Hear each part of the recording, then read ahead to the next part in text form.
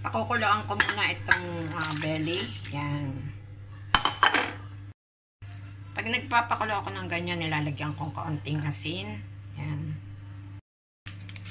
At nilalagyan ko rin ng kaunting buong paminta. Yan.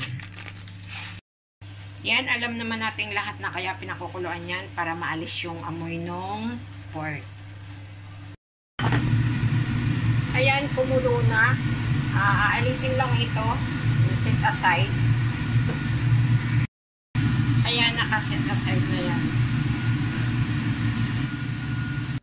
Lalagyan ko ng cooking oil. Yan. Tama lang. Tapos lalagay ko na itong ginger and garlic.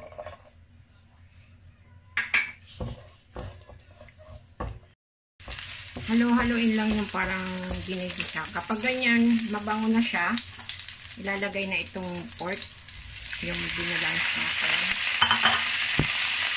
Ayan, haluin lang.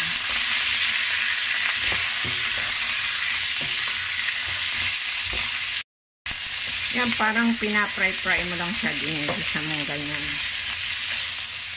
Sunod na ilalagay itong bay leaves, at saka cinnamon wood, at saka star anise. Haluin ulit.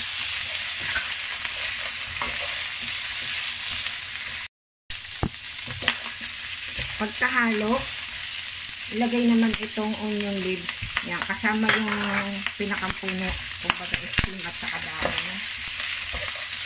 Haluin lang ulit.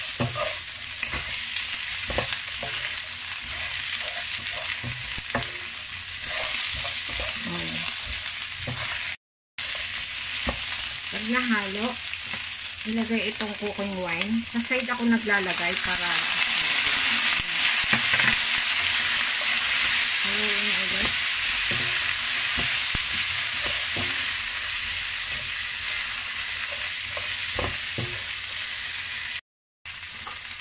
Pag nahalo, after ng cooking wine, ilagay na itong 2 spoon of light soy sauce and 1 spoon of dark soy sauce. Pinagsama ko na siya. Ilagay lang. Yan. Siyempre, haluin para malagyan lahat. Lahat makulayan ba o malagyan ng flavor. Pag nahalo ng ilang segundo, ilagay itong 1 spoon ng oyster sauce. Ayan.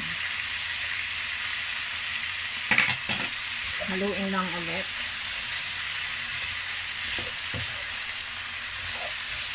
Haluin lang.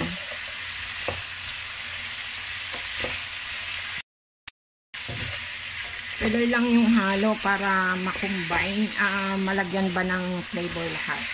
Pagkatapos nun, ilagay itong sugar, brown sugar. Haluin lang.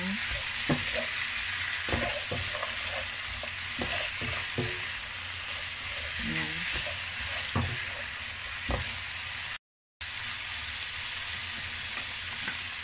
Pagkahalo, ilagay itong chili. Optional lang naman yung chili. Ano yun, yung dry chili.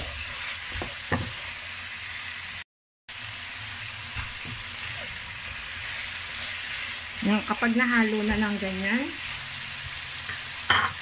lagyan ng tubig. Yan.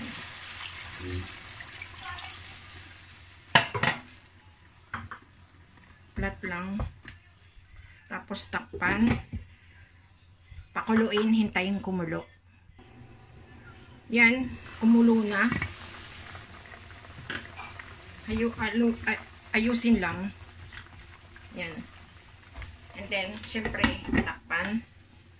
Hinaan ang apoy at lutuin hanggang sa kumonti na lang sabaw. At least 30 minutes.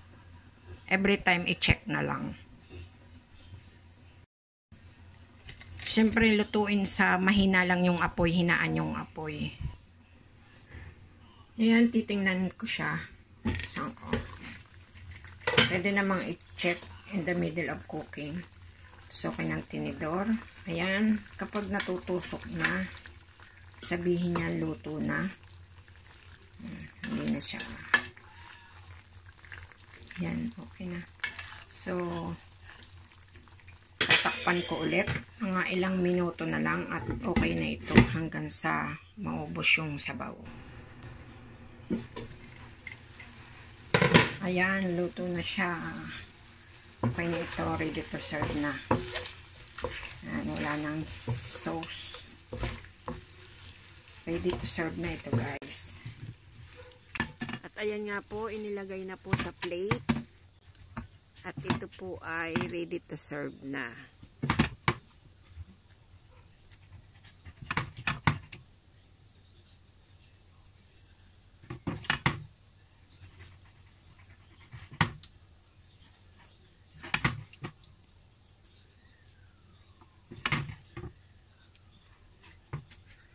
Lagyan po ng onion leaves at saka po roasted sesame seed.